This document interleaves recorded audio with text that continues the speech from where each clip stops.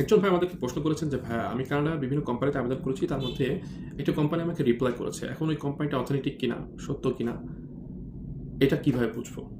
এটা বোঝার বেশ কিছু ওয়ে আছে, সিস্টেম আছে।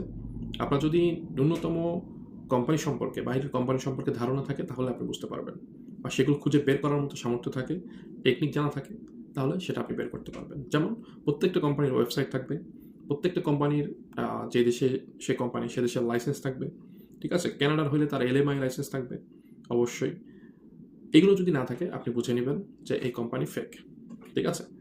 আবার অনেকে কোম্পানি সেজে বিভিন্ন জব পোস্ট করে মানুষদেরকে প্রলোভন দেওয়ার জন্য। এগুলো থেকে আপনারা বেঁচে থাকবেন। এগুলো কিন্তু এখন অহরহ হচ্ছে। শুধু তাই নয়, কানাডার যেই গভর্নমেন্টের ওয়েবসাইট আছে, ওয়েবসাইট কপি করে আরও প্রতারকরা ওয়েবসাইট বানাচ্ছে।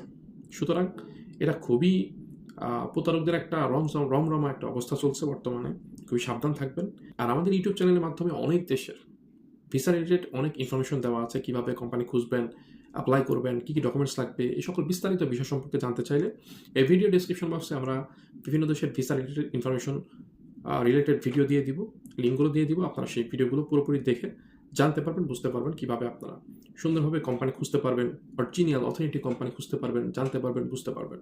একেবারে কোম্পানি খোঁজা থেকে শুরু করে জব অ্যাপ্লিকেশন করা পর্যন্ত টোটাল বিস্তারিত বিষয় আমাদের ভিডিওগুলোতে দেখানো আছে। আপনারা মনোযোগ সহকারে দেখলে অবশ্যই জানতে পারবেন, বুঝতে পারবেন।